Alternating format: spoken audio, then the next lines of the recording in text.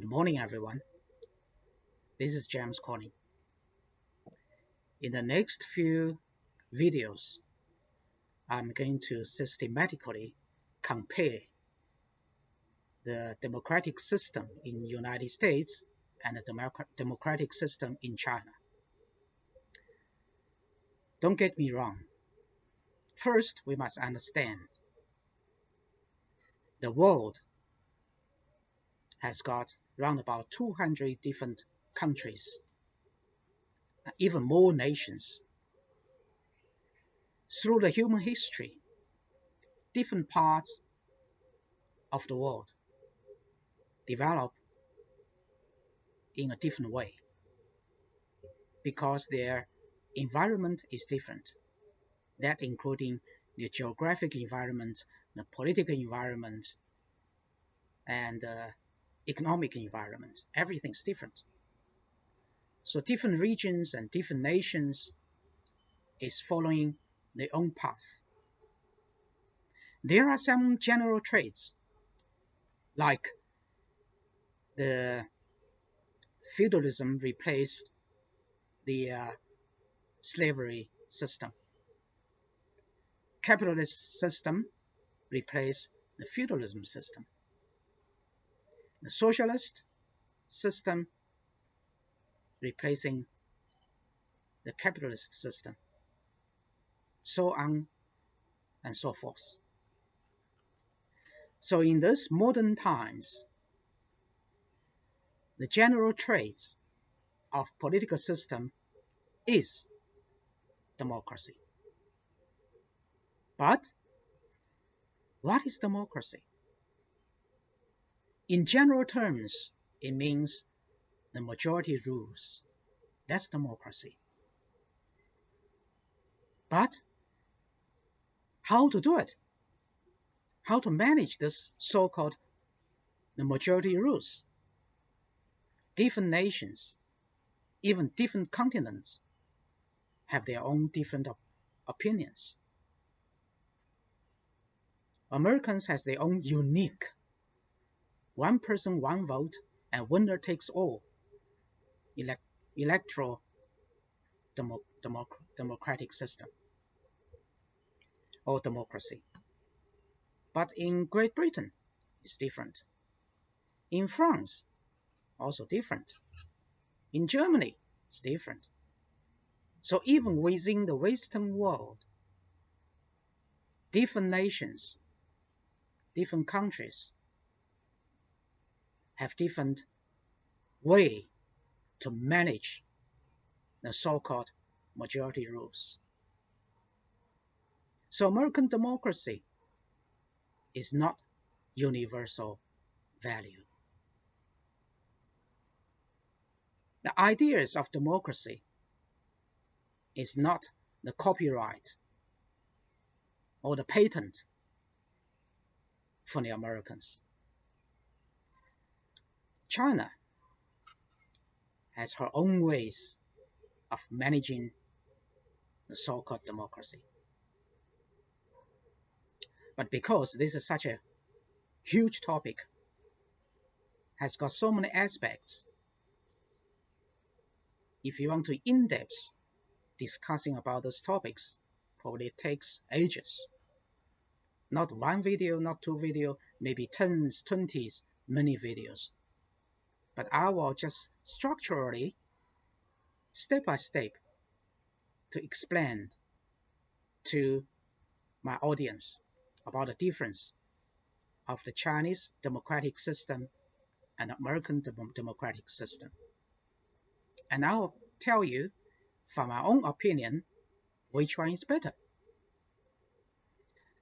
But because my English videos targeting the English-speaking audience, majority of them, of course, and I hope many of them is from the Western world, especially from the United States.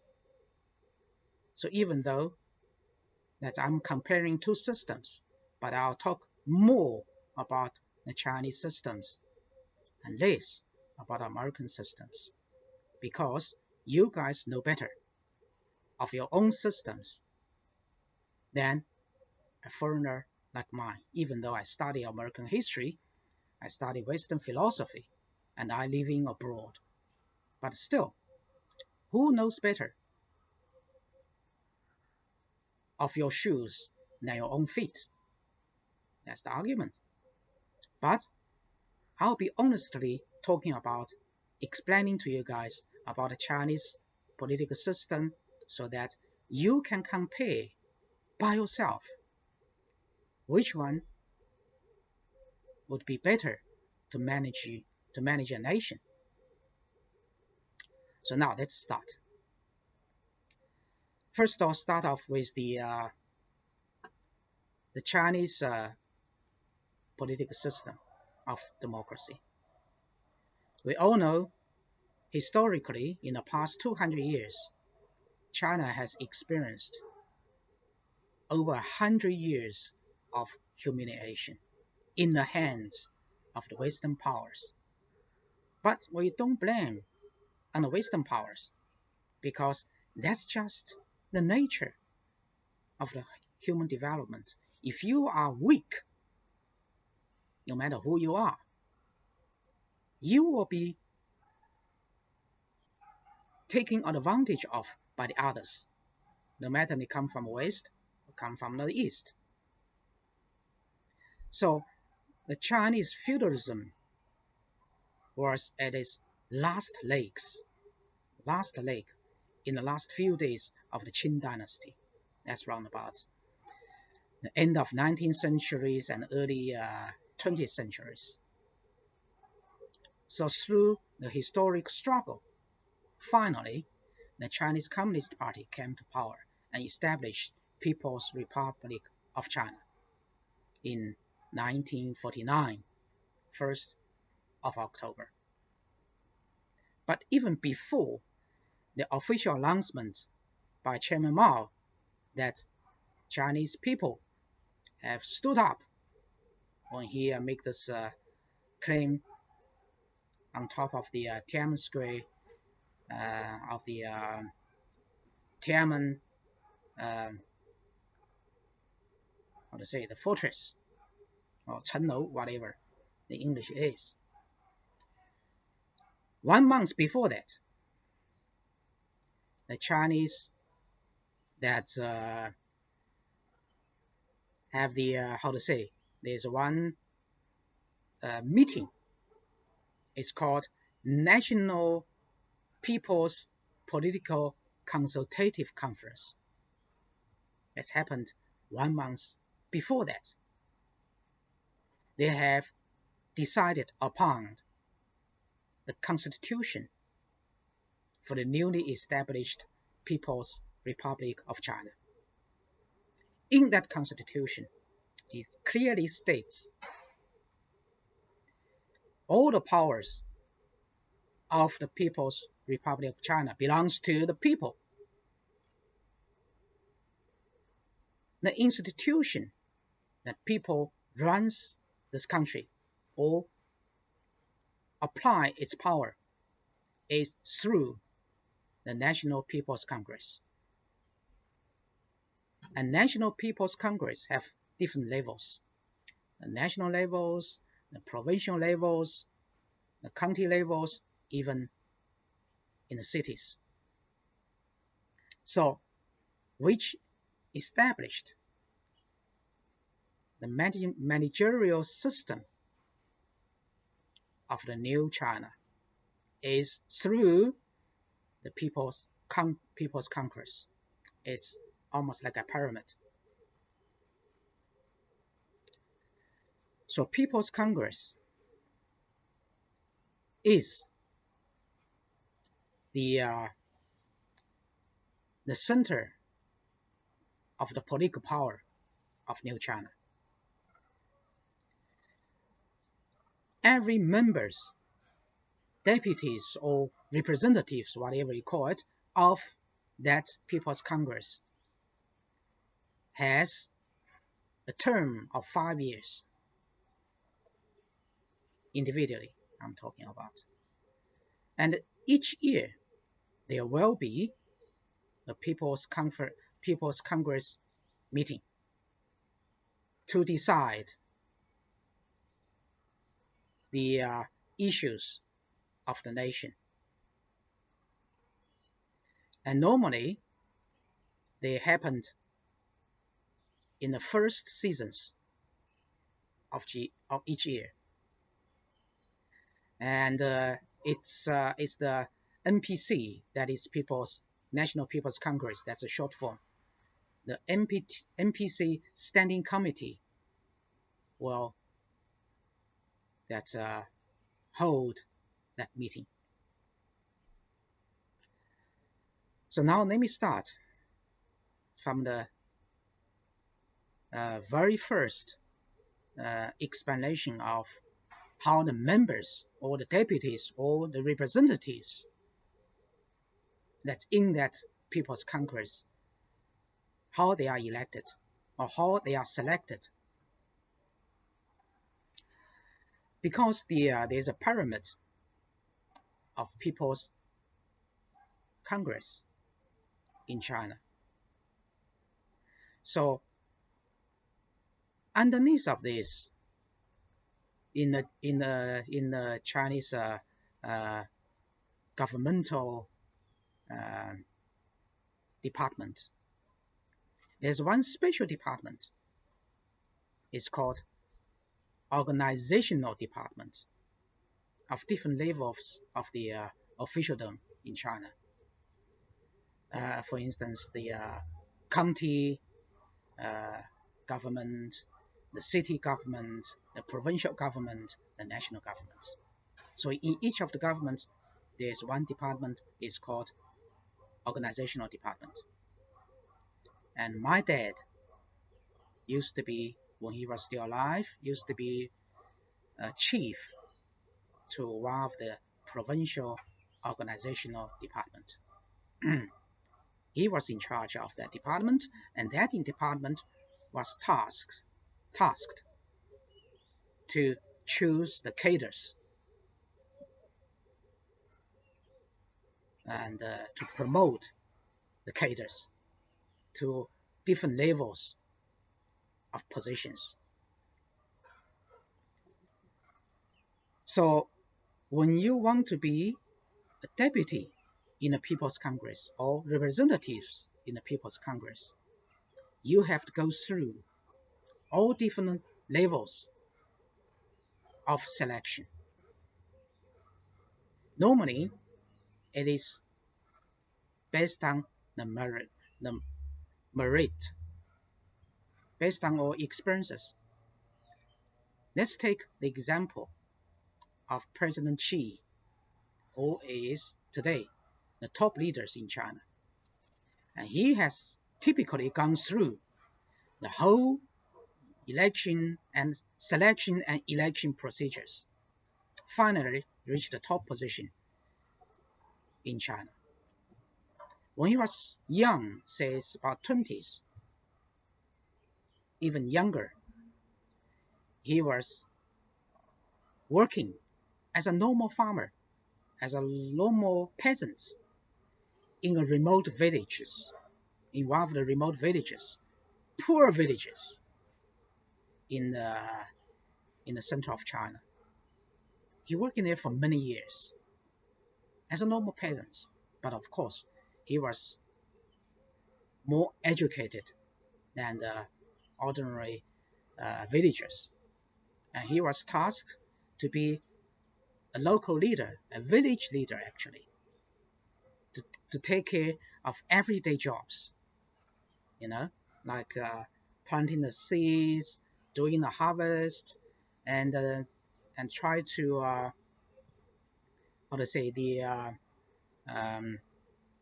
negotiate with the other peers and to coordinate at different counties of tasking for different jobs, different projects, things like that. Just routine works. And then he's done a good job. The people around him, the neighborhood, the villagers, they were happy. They feel they can give him a thumbs up. And then he was promoted to a higher level, from a village to a county, to a higher level of position, to be tasked with more important other than the village jobs he used to do. Step by step, from the county, he was working for a few years and promoted to a city level. From the city level, he was promoted to a provincial level. From the provincial level, he was further promoted in a national level. And finally, he reached the presidential position of the country. That process has taken ages. For him, it's almost taking 30 years, if not longer. So when he reached the level of the presidency, he was quite experienced, because his lifelong experiences have been involved in the management of the nation from the ground up to the top. So he's a seasoned politician. He's not like American, that's a voting system like Donald Trump. He had no experiences whatsoever before he became the president to manage the nation. He was just a real estate agent, a real estate developer. That's what he is. And just through half a year, maximum 1 year, or maybe a few years preparation for himself, that he, through a short period of time of campaign, of all-encompassing advertising kind of campaign, he shoot to the top. Has no experiences at all. So which system is better suited to find the perfect person to the nation? My friends, you tell me. And then there's another thing, another aspect to look at this Chinese selection election system. Why I say selection election system is because in most of the cases, before that Xi Jinping was voted into the presidency of China, many of the promotion he went through is involved with this so-called selection and election system. Selection is to choose the right person and put on the table, and the system mechanism will organize a vote to decide of these few selected people which one will get the position. So that's why in Chinese democratic system, it's a selection and election system. The advantage or the purity of this system is there's no money involved. Money is a very, very bad influence in a democratic system. That's from my own point of view. Because money, if they are involved, they open the back door for manipulation by the riches. To run a business, everybody knows you need most capable, competent person to do it. But when you can buy that position, the most competent person to be in the position is not guaranteed. So meritocracy, that is the core ideas in Chinese democratic system. And the way to do it is to first selection. Selection is purely based on the person's track records. How many places he has worked, how long he has worked, and what is track record, how many things during his term he has achieved for the local people, for the area, for the region, for the city, for the province, that he has done a good job. So that has no money involved, purely based on the track records. So by the organizational department in each level of the government. For instance, my father used to be in charge of the provincial level kind of organizational department. Then they choose on a provincial level. If the city, you choose city's government organizational department, you choose for the city level a higher. Provincial choosing on the provincial level and higher. So on and so forth. So in this way, you are not choosing the people based on his wealth or based on their wealth behind him. You choose the people based on his activities. So that is the huge difference between China and America in respect to the people who get in different levels of positions in the political system. That's structural difference. But of course, we all understand, from a historical point of view, Chinese people prefer a strong government to lead them forward. Because China, from ancient times onwards, it is a giant country. Many of the things that people had to do to deal with the nature, to deal with themselves, to deal with the neighborhood, involves a huge number of people and big resources to put them together to do things. For instance, like digging up a 1,200 kilometers long canal that linking the northern part of China and southern part of China. How many people would be involved in this project?